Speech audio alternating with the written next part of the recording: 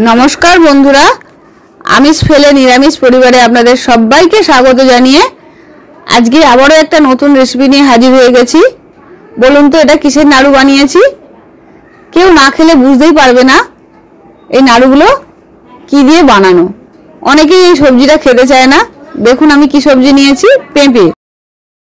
একটা বড় পেঁপে নিয়েছি। পেঁপেটা খুব ভালো করে খোসা ছাড়িয়ে নিয়ে সামনের যে দানা বা বুকো অংশ সেটা কেটে বাদ দিয়ে ধুয়ে নিয়েছি। নিয়ে এইভাবে গ্রেটারের সাহায্যে গ্রেট করে নিচ্ছি। পেঁপেটা অবশ্যই গ্রেট করে নেবেন, বাটবেন না। বাটলে এর থেকে অনেক জল বেরোবে, সেই জলটার জন্য খেতেও ভালো লাগবে না। পেঁপেটা খুব ভালো করে এভাবে গ্রেট করে নিয়েছি। দেখুন বেশ অনেকটাই পেঁপে হয়েছে।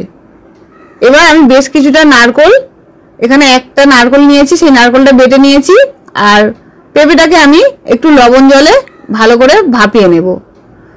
বেশিক্ষণ নয়, 2 মিনিটের মতন ভাপিয়ে নিলেই হবে। খুব বেশি যদি গলে যায় তাহলে নাড়ুটা খেতে টেস্ট একদমই ভালো হবে না। জাস্ট একটু জলটা ফুটে গেলেই গ্যাসটা অফ করে দিতে হবে। পেঁপেটা মোটামুটি আমার গরম জলে 2 মিনিটের মতন ভাপিয়ে নিয়েছি। এবার এটা জলটা ভালো করে চিপে চিপে বের করে দেব। জলটা ঝরিয়ে নিয়ে তারপরে ফিরে আসছি। আর একটু অবশ্যই লবণ দেবেন এই সময়, তাহলে যে কষা ভাবটা সেটা চলে যাবে। জলটা খুব ভালো করে ঝরিয়ে নিয়েছি পেঁপেটা। এবার গ্যাসে কড়া বসিয়ে দিয়েছি। কড়াতে আমি 2 চামচের মতন ঘি দিয়ে দিলাম। ঘিটা একটু গরম হলে এতে আমি 4-5টা এলাচ খুব ভালো করে থেঁতো করে রেখেছিলাম, সেই এলাচটা দিয়ে তারপর এর মধ্যে আমি সেদ্ধ করে রাখা পেঁপেটা দিয়ে দিলাম। পেঁপেটা দিয়ে 2 মিনিটের মতন ভালো করে একটু ভাজা ভাজা করে নেব।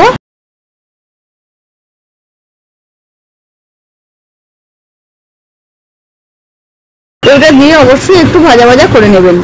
পেঁপেটা দিয়ে একটু ভাজা হয়ে যাওয়ার পর আমি নারকেলটা দিয়ে দিলাম। নারকেলটা আমি এখানে বেটে রেখেছিলাম, সেই বাটা নারকেলটা দিলাম। আপনারা ইচ্ছে হলে কুড়ির সাহায্যে গ্রেট করে রাখে বা কোরানো নারকেলও দিতে পারেন। তবে বাটা নারকেল দিলে এক্ষেত্রে টেস্টটা বেশি ভালো হবে, পেঁপের সঙ্গে খুব ভালোভাবে মিশবে। এখানে আমি 250 গ্রামের মতন গুড় দিয়ে দিয়েছি। আপনারা পরিমাণটা বুঝে দেবেন। গুড়ে একটু মিষ্টি কম, সেই অনুপাতে আমি গুড়টা দিয়েছি। একটু সামান্য লবণ দিয়ে খুব ভালো করে এটা শুকনো শুকনো করে নেব। এবার আমি গুড়ের সঙ্গে খুব ভালো করে পেঁপে আর নারকেলটা ভালো করে মিশিয়ে নিচ্ছি, যাতে কোনো জায়গায় ডেলা পাকিয়ে না যায়। আর গ্যাসটা এই সময় মিডিয়ামে রাখবেন। খুব বেশি জোরে রাখলে পুড়ে যাবে, রসটা তাতেই মরে যাবে, কিন্তু আঠালো ভাবটা আসবে না। এইভাবে খুব ভালো করে শুকনো শুকনো করে নিতে হবে, যতক্ষণ না খুব ভালো করে আঠালো আঠালো ভাব আসছে বা নাড়ু পাকানোর অবস্থায় আসছে, সেই অবস্থায় অবধি খুব ভালো করে এটা শুকনো শুকনো করে নিতে হবে। আমি এই নাড়ুটা গুড় দিয়ে বানিয়েছি। আপনারা ইচ্ছে হলে গুড় না ব্যবহার করে এতে চিনিও ব্যবহার করতে পারেন, সেক্ষেত্রে পরিমাণটা বুঝে নিয়ে তারপরে দেবেন। তবে এতে আমি যেহেতু গুড় ব্যবহার করেছি, এটা স্বাস্থ্যের পক্ষেও খুব ভালো।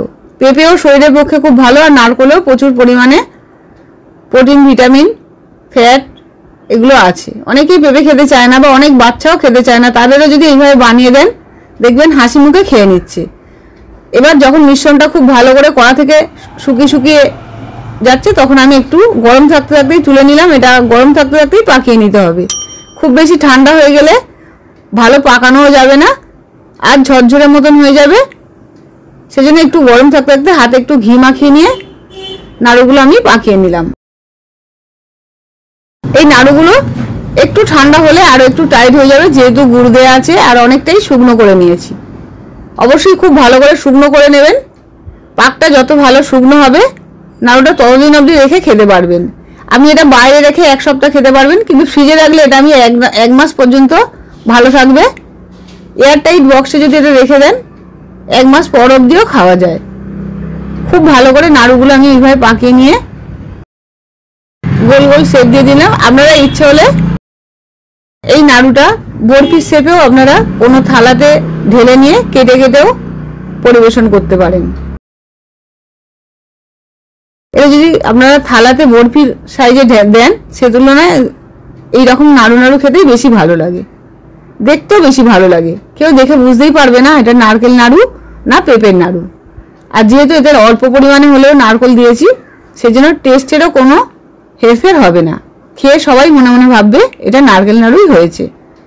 আর আপনারা যদি বরফি হিসেবে বানান সেক্ষেত্রে ওই মিশ্রণটা একটা তেল, হালকা করে তেল বা ঘি ঢালা কোনো পাত্রের ওপরে বা থালার ওপর ঢেলে দিয়ে একটু ঠান্ডা হলে তারপর কেটে কেটে পিস করে নিয়ে তারপরে পরিবেশন করবেন।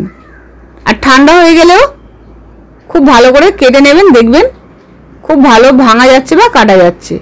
নাড়ুটা এখন একটু নরম আছে, কিন্তু ঠান্ডা হয়ে গেলে এটা একটু শক্ত হয়ে যাবে, আর দেখলে কেউ বুঝতেও পারবে না এটা নারকেল নাড়ু না পেঁপের নাড়ু। অবশ্যই আপনারা এই রেসিপিটা বানাবেন, আর ভালো লাগলে লাইক শেয়ার করবেন, সাবস্ক্রাইব করতে ভুলবেন না। আবারও অনেক অনেক অভিনন্দন আর প্রীতি শুভেচ্ছা জানিয়ে রেসিপিটা শেষ করলাম।